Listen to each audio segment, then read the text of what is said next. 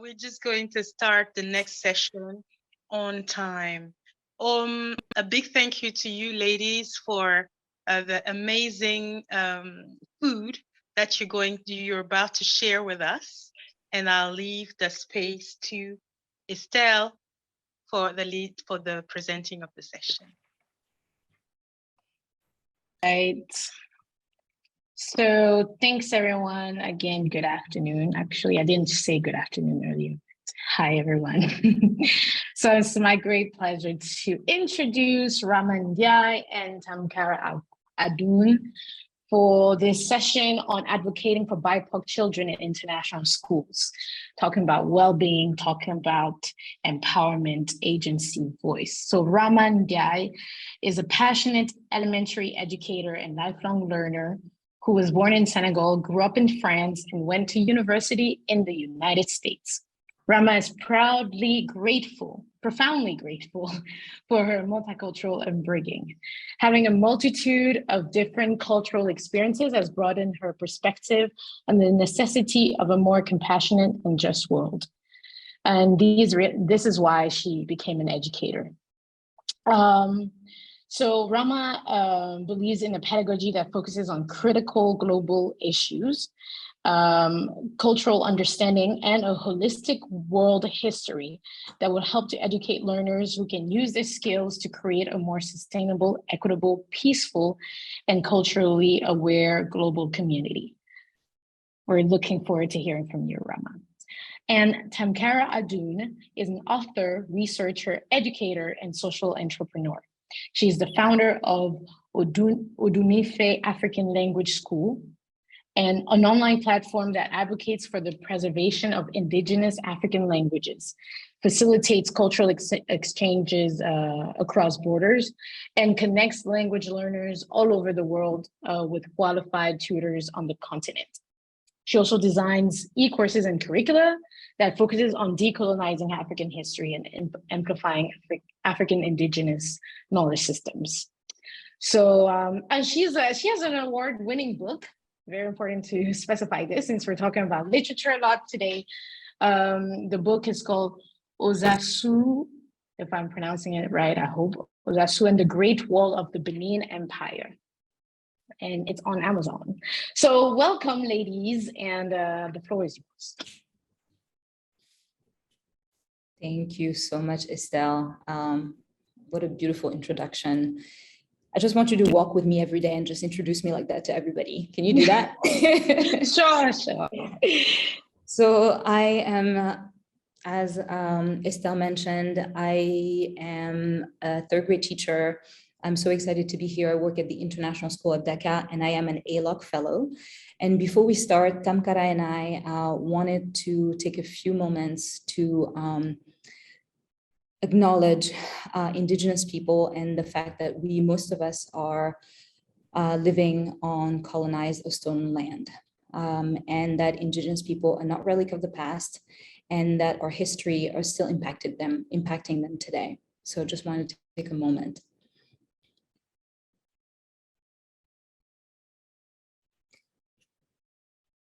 Thank you. Next slide, please.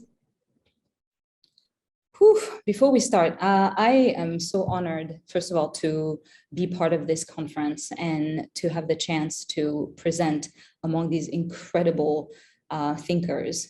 And I'm also very humbled that I'm able to lead this with Tamkara today. But I need a second to kind of breathe and to just check in with myself. So if you want to turn off your video camera and just drop your shoulders, breathe, stretch just for like 30 seconds, and then we'll come back together.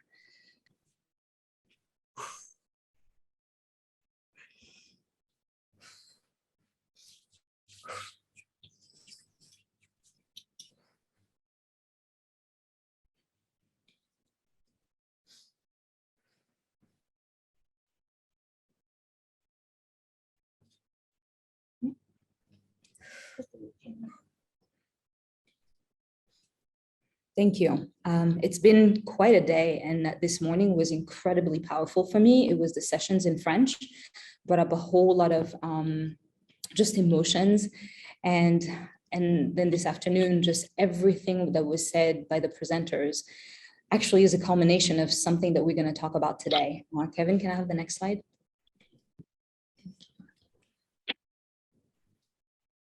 So we are going to start with the norms. Then I will talk about humanizing pedagogy and revolutionary leadership. I'll tell you more about that in a moment.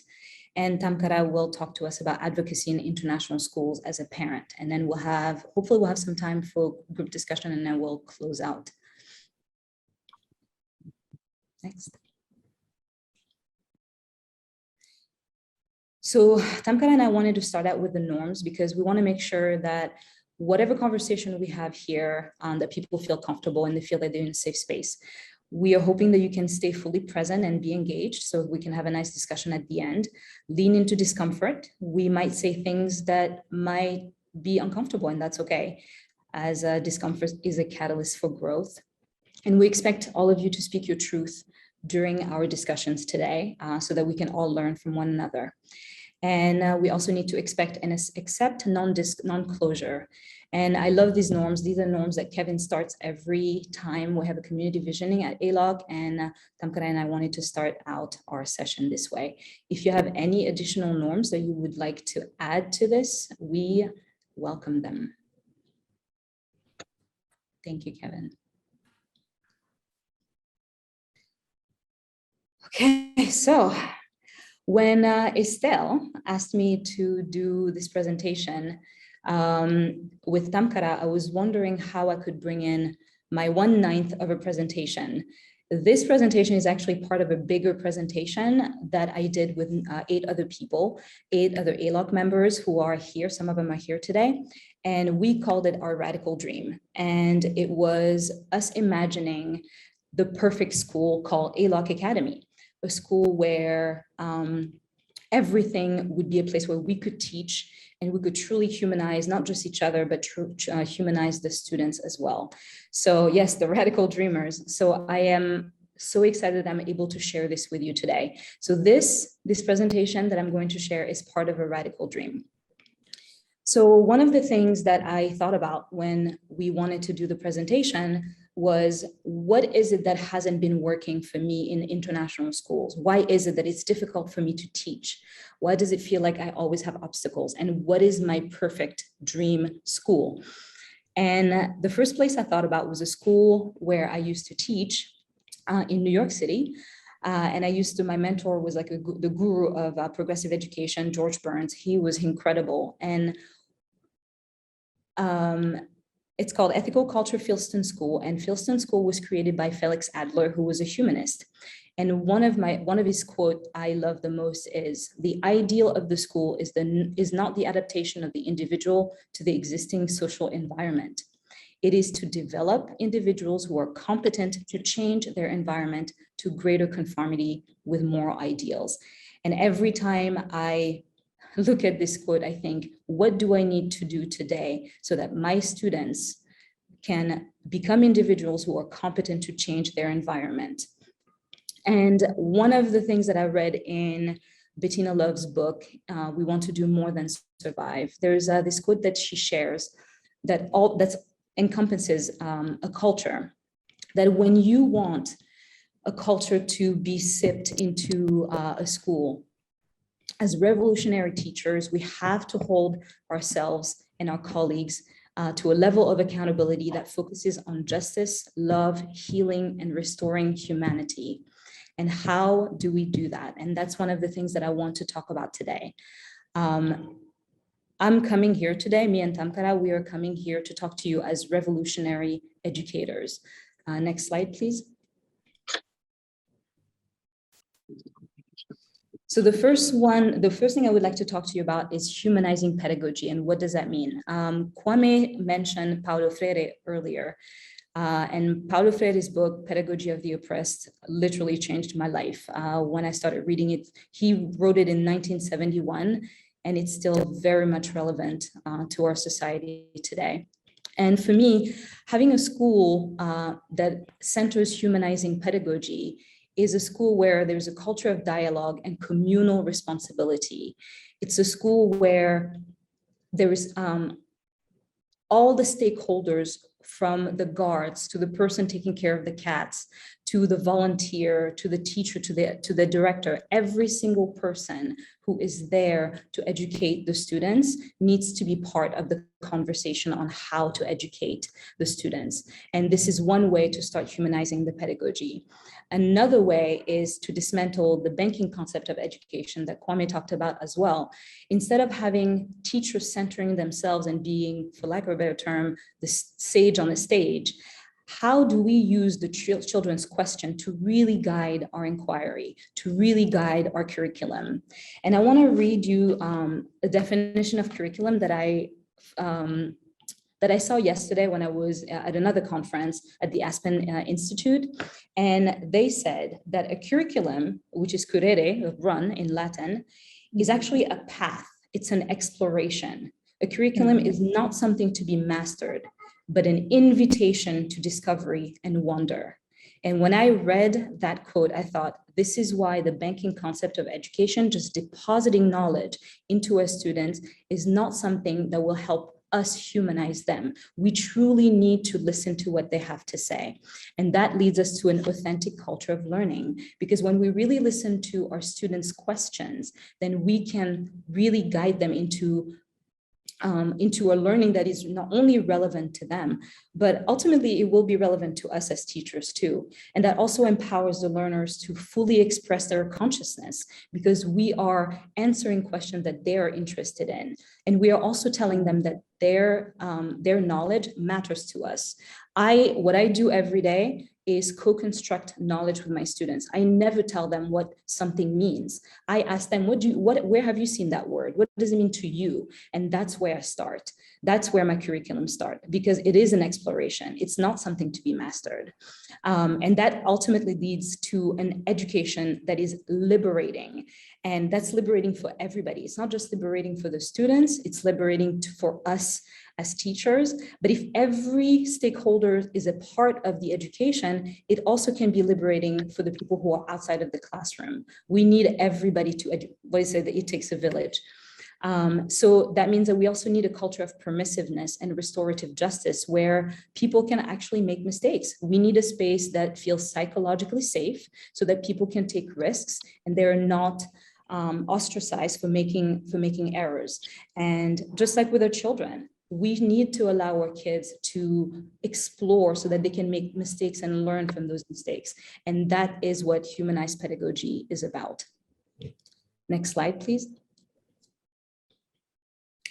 So in order for humanizing pedagogy to actually take place in a school, we need revolutionary leaders. And Paulo Freire talks about revolutionary leadership. And one of the things that he talks about is self-actualization. And I don't know if many of you have heard the Maslow hierarchy of needs. Yeah, thank you, Estelle. So every time I go into a school, someone mentions the Maslow or hierarchy of needs.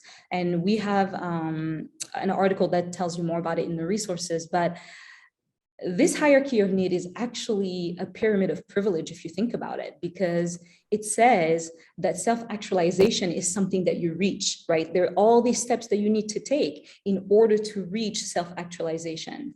Well, Maslow actually took this idea of this hierarchy from the Blackfoot First Nation, and their perspective was actually very different. So Maslow kind of, for lack of a better term, whitewashed his idea of what it means to be self-actualized. So the Blackfoot Nation, from their perspective, human beings are already self-actualized. They are already complete and they're already fully developed. The only thing that they need to do is live up to that actualization, live up to that potential, and including a child. And a child can live up to their potential when they have adults who can help them and guide them. And that's why I think the First Nation perspective should really be a totem pole, where humanizing people and knowing that human beings already come fully developed and perfect as they are is actually the foundation of pedagogy.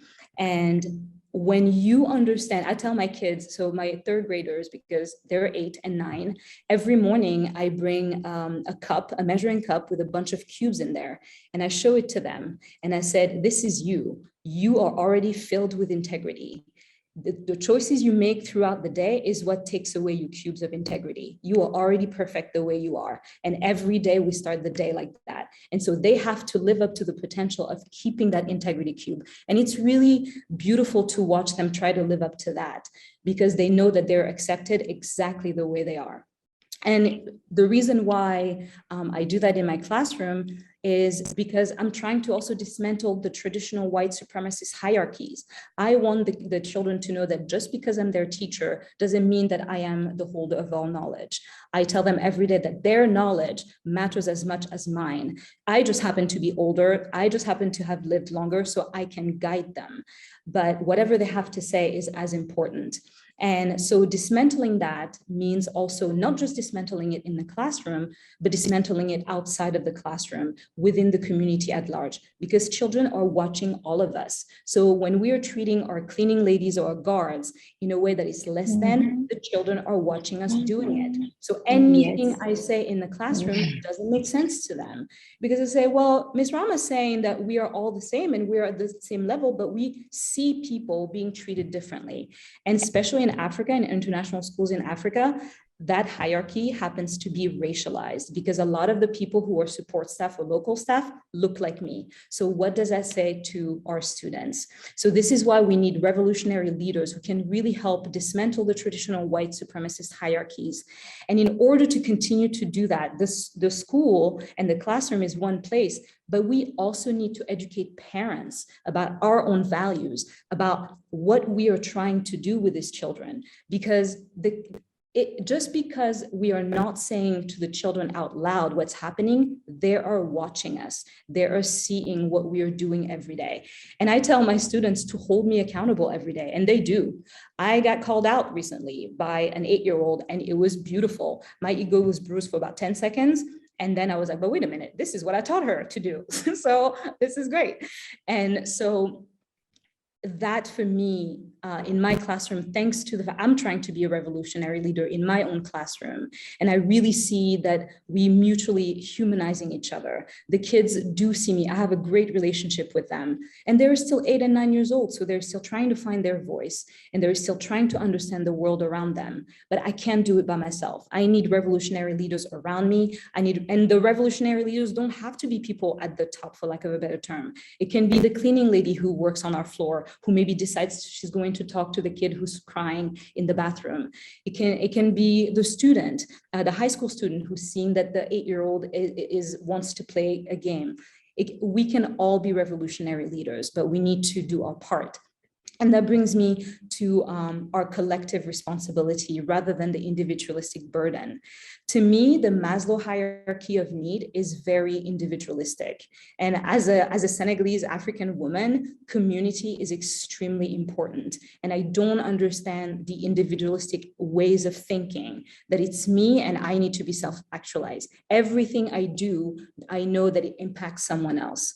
And this is why I truly appreciate that Nayang introduced me to the First Nation perspective of Maslow's hierarchy of needs, because that is actually the way I think we were meant to be. I understand what Nayang meant when she said, I think sometimes we need to go back to our heritage and see what our ancestors have done. Now it's making more and more sense, because collective responsibility is going to allow us to have cultural perpetuity, so that we stop the cycle of oppression, and instead we start sharing a culture that is more humane, more just, more fair. And I'm going to let Tamkara talk from a parent's perspective about how our collective responsibility can truly help us make the world a better place. Thank you. Thank you, Rama. That was such a powerful talk that you gave. Everything resonated with me. Indeed, it takes a village to raise a child, and we all have a communal and a collective responsibility to help and nurture the children in our care to live up to be the best that they can be, and really to live up to and lean into their already self-actualization. So I'm going to, in the next 10 minutes, I'm going to be talking about advocating for BIPOC children, why it is important, what it looks like, by sharing some personal examples from my life, and our collective responsibility as a village to advocate for BIPOC children. So I don't know if this has been mentioned, but BIPOC really is an acronym for Black, Indigenous, People of Color. And although BIPOC children are part of the global majority, in international school settings, they are grossly underrepresented in the teaching faculty, in the student body, even in the curriculum. They are not very much represented. The curriculums often don't have stories about them or don't really cater to their own unique specific needs. And because of this underrepresentation, BIPOC children are often forced to navigate a lot of racialized microaggressions. And there's a lot of data to support this, but I'm coming to you today on the strength of my own personal lived experience as the mother of two teenagers, 13 and 17, who have been in the international school setting for 9 years and counting, and have had to navigate a plethora of racial microaggressions, and how, I, as their mother, have had to see them, I've had to advocate for them, have had to amplify their voices in situations where they know they've been harmed, but they don't have the vocabulary to really express what they're feeling. So I'm going to start by sharing a real life example of a microaggression that my son faced, and then I'm going to discuss it further with you and share how I was able to really call on my community, call on my village to really advocate for my child. Can you share the image, please? Kevin, can you click one more time? Just click one more time. Okay. No, the previous slide. Okay, so I always like to share, rather than tell you, I like to show you. And I think that storytelling is a really great way to connect with people, because if I tell you a story, it will resonate more with you as opposed to if I just gave you facts. So what we have here is a question that was asked in my son's class, I think 2 years ago. He was 11 years old then, and he was the only African child in his class. So the question that was asked is, why does Africa have the worst educational system? Now, I want you to just imagine for a second, how do you think my African child, the only African in his class, would feel hearing his teacher that he looks up to and trusts making this statement in front of all his peers? If you can just quickly drop what you think he was feeling in the comments, that would be great. So the question was, why does Africa have the worst educational system? And this question was a screenshot that I took. So it wasn't me typing it, it was asked in his class. So I see marginalized, small, helpless, confused, shame, sadness, confusion, shame, there's unsafe, humiliation. Thank you. These are all great descriptives. And my son felt all this and more. And the most difficult part was for him was this was a teacher that he looked up to and he trusted. So he wasn't sure if he was imagining things. He was beginning to gaslight himself by doubting that perhaps I shouldn't be upset about this. Perhaps what she's saying is true about me. Perhaps it's just me that is imagining all these things. So all these emotions was going through his mind. He was unable to bring the fullness of himself to class, and he did feel very small and ashamed. And when he got back home that day, he came to me and he showed me and said, "Mommy, this is what they asked in my class today." And I felt a bit ashamed, but I don't know if I'm supposed to feel this way. And the first thing I did was to commend him for taking the first step to advocate for himself, for trusting his intuition that told him that something was wrong, and for sharing this information with me. And I said to him, never gaslight yourself. If you're in any space and you think something is wrong, you have the right and responsibility to speak out to me, to your teacher, or to a trusted adult. And after, we had that conversation, I reached out to the school. And I had a meeting with his teacher, with the head teacher, just to really explain to them the amount of harm they had caused not only my African child, but the other children in the class whom they had sowed seeds of bias against Africa and Africans, and the other children who they had now sowed seeds of, I think what Estelle beautifully said, Afro-pessimism. So I had this conversation with them, and thankfully, the school was able to, listen to me. They recognized their blind spots. They took accountability to repair the harm that had been done, and they committed, that it would never happen again. So in that way, restorative justice, as Rama spoke about, was enacted. But this story that I share, it's not a unique story. I have tens of these kind of stories that have happened to my daughter, to my son, in all the international schools they have gone to. And the outcome has not always been this successful, because to enact restorative justice, like the school I gave the example of was able to do, educators, teachers need to understand that even with the best intention, educators have the possibility to cause harm. And not all schools are at the stage where they realize that with all the education, with all the experience, they can still cause deep harms to BIPOC children, harms that can stay with them for years in their psyche. But this school was able to recognize that, and they were able to repair the harm that was done. And that is a really good example. And the beautiful thing, here is that everyone had a part to play. My son was empowered to really speak out and share his mind. He could have kept it inside himself and carried that mentality for years to come. That would have stifled his creativity, stifled his initiative, and made him feel small. So he did his part, and I was able to do my part and go to the school, share my concerns, educate them on the harm that was done, and they took accountability and restored justice.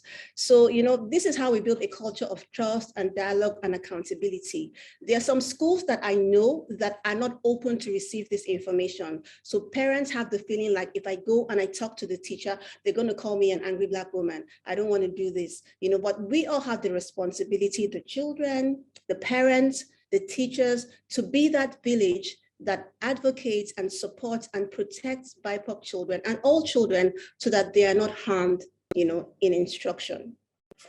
Next slide, please. Yeah, so advocacy, we are the village. So I basically just gave you a positive example of advocacy done right. And we looked at the role of the students who launched the process, and the parents and the teachers or the educators who closed the gap. But I'm wondering, in the educational system in which we exist, is there anyone that is equally important in this work of advocacy that we're not recognizing?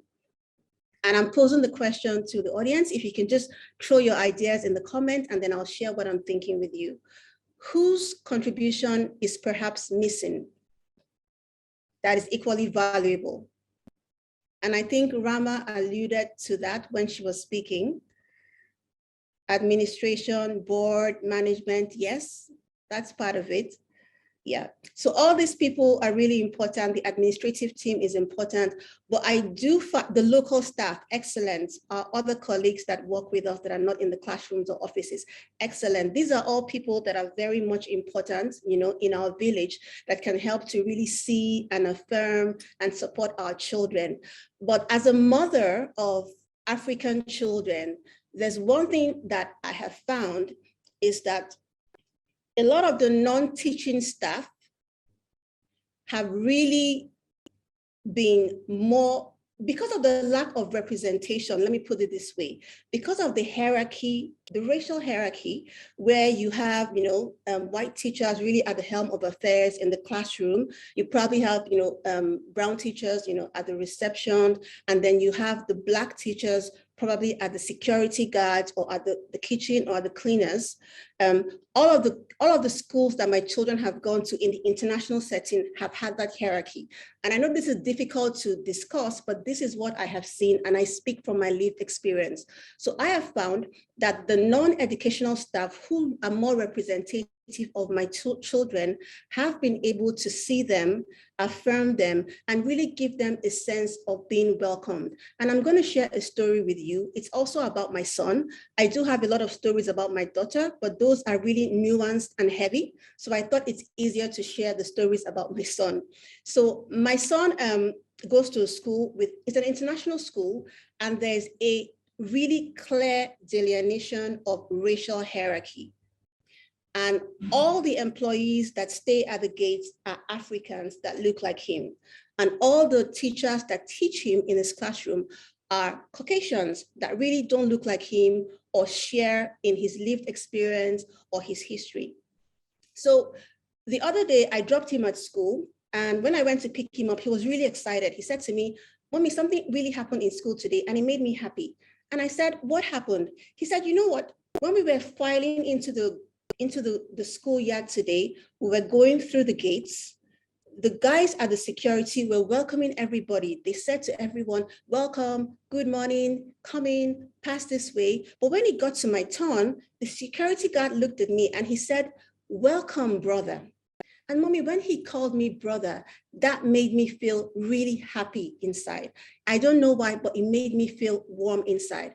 And what I got from what he was saying was that I don't see enough representation of myself in the school. So when I see it at the gate, it does something for me. It affirms me. It makes me feel like I'm seen. It makes me feel like I'm welcome here. And I began to ask myself, I really appreciate what the guys at the gates are doing, but it would be great if my African son sees a representation of himself across board. I want him to see himself in the school leadership. I want him to see himself in the classroom, in the teachers that are teaching him. I want him to see himself everywhere that is possible to be represented in his school, because the school is a microcosm of the world to him. And if he sees himself as only being represented at the gate, what does it say to him about his place in the world? Because children subconsciously pick up all these nuances.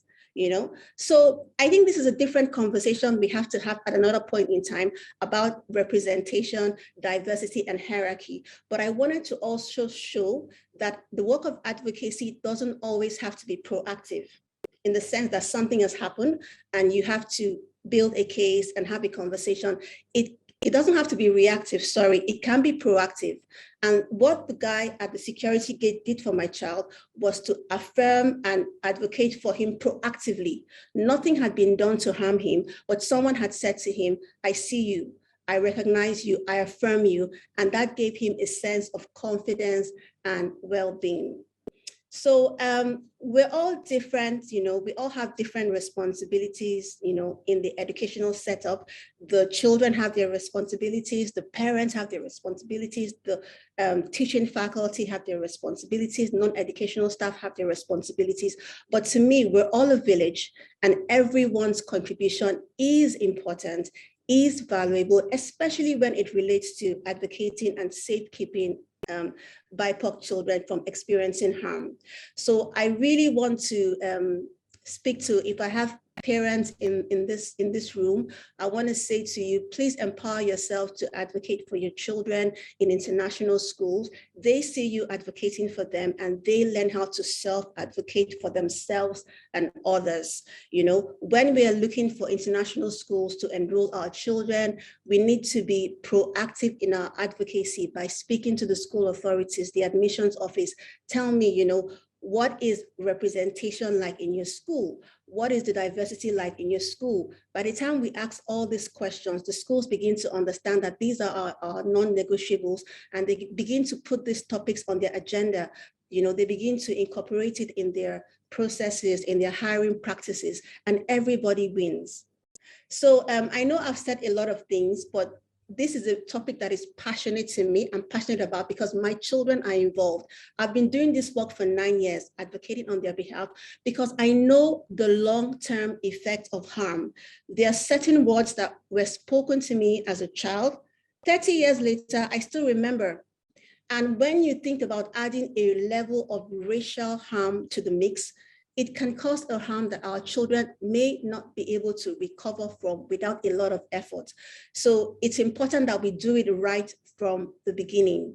So if there's anything you take away from this conversation, because I'm running out of time, it is that advocacy is very important, especially for BIPOC children who are not properly represented in international school spaces.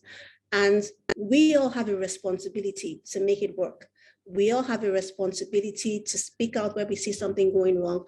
We all have a responsibility to recognize that even as teachers, doing all the right things, being qualified, having good intentions, you can cause harm. And when you do, the question becomes, how do you handle it? And finally, advocacy doesn't always have to be proactive in the sense that something has gone wrong and you have to fix it. Advocacy can also be proactive in the sense that before harm has occurred, you can put systems and processes in place to ensure that the harm will not occur to begin with. Yeah, this is what I have to share with you today. If you have any questions, you can ask, but I'll hand over the mic to Rama to continue this lovely conversation. Thank you. Thank you. Thank you so much, Tamkara. Kevin, can you go to the next slide? Thank you so much, Tamkara. You've dropped so much knowledge. I just need a moment to breathe through that because I don't have children and I can only imagine what it must feel like watching your child being psychologically harmed every single day because of the color of their skin.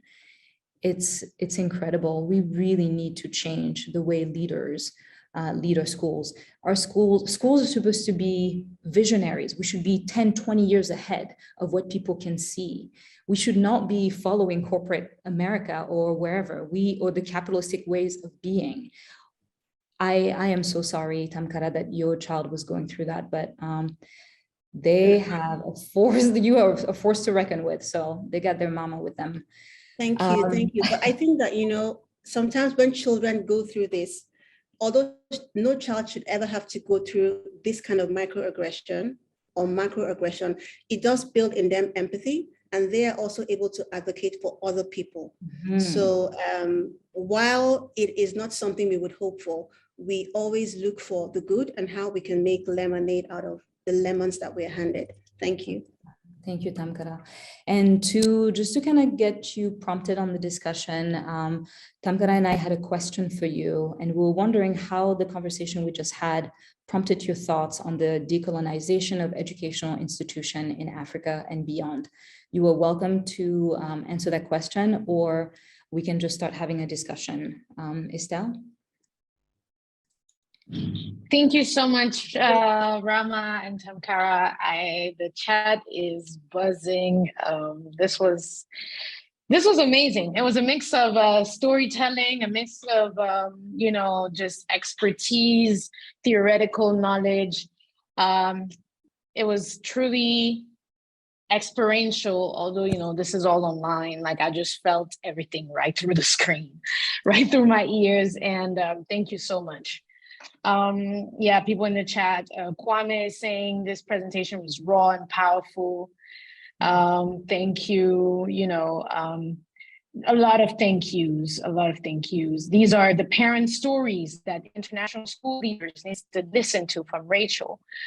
And just a lot of reactions as throughout. I just want to jump in here very quickly and ask maybe Kevin to tell us about the upcoming projects of reaching out to parents that I've seen on AIELOC social media. Thank you, Estelle. Thanks, Estelle. Thanks, Rama, Tamkara. I'm gonna put in a shameless plug. Tamkara is speaking at our November conference. So expect a lot of fire in November. Ecstatic. Estelle, thank you again for introducing me to her. Christina, I think Christina's on here because, I like to make sure we amplify folks. Christina, if you're on here, you want to tell us about the upcoming BIPOC parent session that is tomorrow. And then I'll drop a quick something that's future coming. We will be launching AIELOC Parent. So that's coming in 2022, 2023. Christina, you want to hop in here and share about the BIPOC parent session that is hosted by you and Dion tomorrow? Yeah, I'm gonna try to. I'm sitting in the dark with my son, my 1-year-old, so I'm trying. Thank you so much, Tamkara and Rama. First of all, I really appreciated listening to what you had to share. Tomorrow, Dion and I are going to be hosting just a BIPOC parent meet up. It's the first one. We really just want to have a open conversation about what it's like to parent, kind of a lot of the stuff that Tamkara was speaking about today, and see what themes kind of come up and then go from there. So tomorrow will be open and just conversational. So please join us. Thanks, Kevin. Wonderful, wonderful. Thank you. This was indeed a powerful session. Estelle, you have something to say maybe before we move to the next, or? Well, I mean, like for all the sessions we've had earlier, just make sure, Rama and Tamkara, that you take a look at the chat now that you're done speaking, because people are saying a lot of powerful things. You just awaken a lot of thoughts, a lot of reflections. And I think, your call, Tamkara, for advocating, your call for speaking up, not just being a passive observer of pain, violence, it will help a lot. It will contribute a lot. So just thank you once again. And I think we can move on to the last session. Estelle, before you say thank you to our Estelle, Go ahead, Rama, go ahead. Before you say thank you to our sponsor, I just wanted to talk a little bit about Tamkara's website, Odunife. You all need to go on it and check it out. It's an educational platform aimed at decolonizing history. And Tamkara does have a book, a children's book, which, Tamkara, if you want to talk about it, but we will share the slide deck with all of you so you can have access to all these resources. But I wanted to amplify that for Tamkara. Yeah, I do have a book. It's called Osasu and the Great Wall of Benin Empire. I do believe that African history is one of the greatest history never told. There's so much greatness in our history beyond colonization and slavery. And I do believe that, the literature that children are exposed to in schools should also expose them to the greatness of African history. I wrote this book because I wasn't seeing enough of African stories, especially historical narratives, being represented in mainstream literature, especially for kids. So this book really talks about, I think this story, everybody in the world should know, but I don't know why it's not spoken about. It's about the Great Benin Empire, which was one of the greatest civilizations in the 17th history. And the story is about the Great Wall of Benin. If you haven't heard about the Great Wall of Benin, please, I implore you to research. It's one of the greatest man-made structures it's even in the Guinness Book of Record. It was a wall built by West Africans, and it was 4 times as long as the Great Wall of China. So this is a really fantastic part of African history that I think African children should be exposed to, which is why I wrote the book. And I implore everyone here, parents, teachers, do some research on this Great Wall of Benin Empire, and perhaps look for ways to incorporate it in your history curriculum so that our children see Africa beyond slavery and colonization. Thank you so much. The levels of joy I just hear. We have ideas, we have been given tools, perspective, postures that we can, take and use concretely within our classrooms and within our schools as well as educators and school leaders. Great opportunity for me now to go back to thanking our sponsors. I want to give a shout out now, if you can see. Next slide, please. To Identity Talk. Yes, thank you, Kwame, for supporting us for this conference with your organization. And thank you for all the work you do that links very much to what Rama and Tamkara were talking about.